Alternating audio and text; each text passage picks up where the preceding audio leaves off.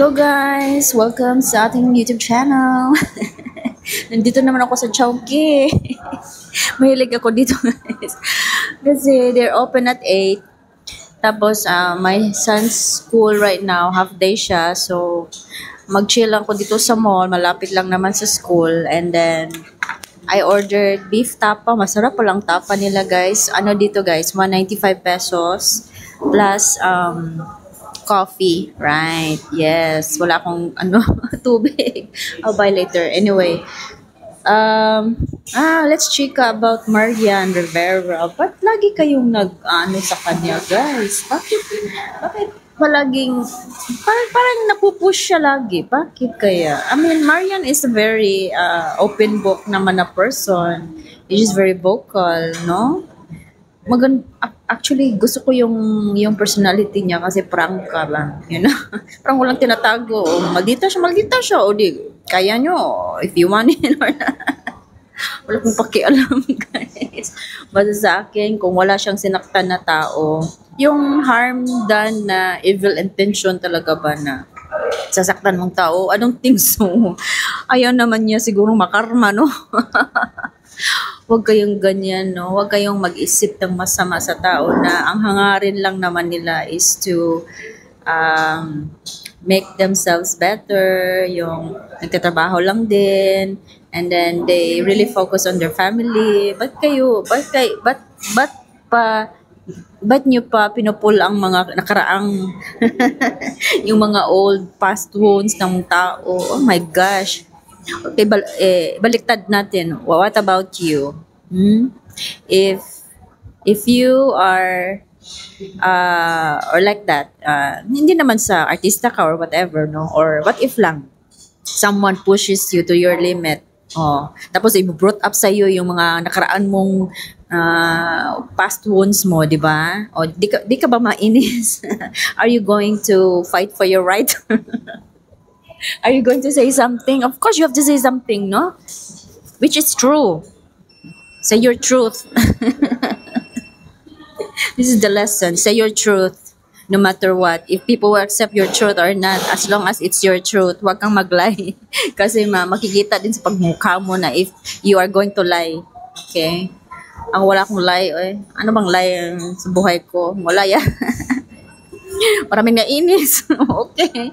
Ewan ko bakit sila nainis sa akin. Wala nang pakialam sa kanila. Wala talaga akong pakialam sa tao. Bahala kayo dyan. Mamatay kayo. Wala naman kayong kaingitan sa akin. Hindi naman ako milyonarya. Ay, ganun lang. Huwag kayong mag-isip ng masama, guys. Kasi if you think about, it's like this. If you think about masama for others, it's like a boomerang. People will also think about you differently, you know. Tapos baka 10 times fold pa ang pag-iisip nila na masama sa'yo, di ba? Nakaka-broken hearted. Huwag kayong mag-isip ng masama. Wala ka talaga akong pakialam ng mundo. Even my husband said, you don't really think about other people now. Why would I care? They don't care about me. Diba? Ganun lang ang buhay. Basta wala akong pakialam, guys. Basta ako namumuhay ng maayos. I'm happy with my life. I'm happy with that I have a family of my own. Kahit na 3 lang kami, wala akong pakialam. Basta masaya ako, you know. Wala akong sinaktan na tao. Tapos yung connection ko kay God, maganda. Bahala na kayo sa buhay niyo. But if people would come to me and ask me for help, wag lang sa kwarta, guys. Kaya pag money talaga, off limits talaga ako ganyan. Wala akong pakialam sa pera. Hindi na rin ako mayaman. Sana maging mayaman tayo, no? Wish.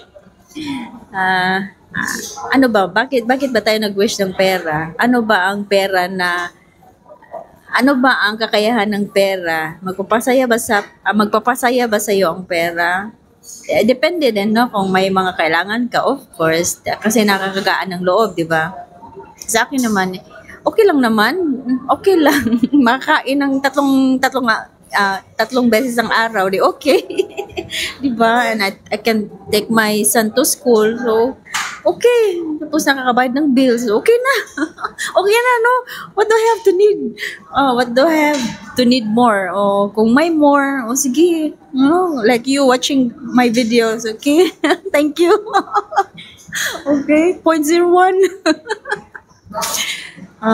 Okay, back tayo kay Marian. I like her personality. She's very frank, very direct. Ano siya, maalaga sa family.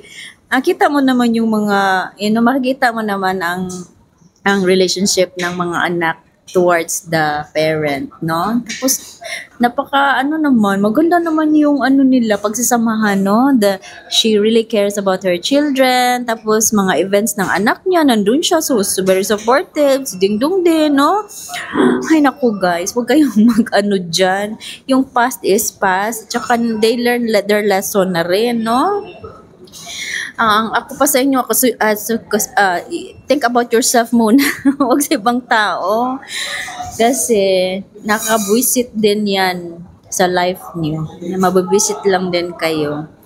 Ako pa sa inyo, you do good things in your mind first. Para in return, babalik sa iyo ng maganda ang buhay niyo. Yan. Advice ko talaga sa inyo. Kasi ganun ang prinsipyo ko eh. I don't wanna think negative to other people because I believe in karma. I also believe in energy to energy, frequency to frequency. Mga quantum mechanics.